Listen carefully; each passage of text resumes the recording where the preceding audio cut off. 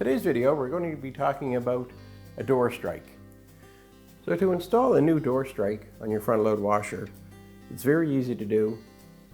Typically your strike looks much like this, maybe a little different shape or a little different color depending on your make and model of machine, but most every one of them will mount to your door with just 2 screws or 1 screw. This one today is 2 screws. We just put our screw, which for this machine it's a Phillips head.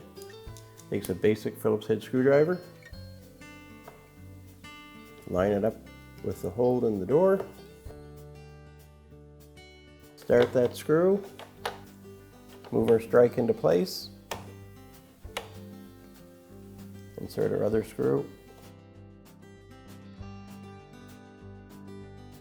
just tighten your top screw,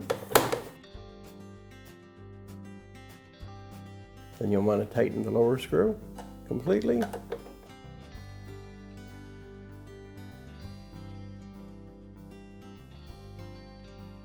That's how easy it is to install a new door strike.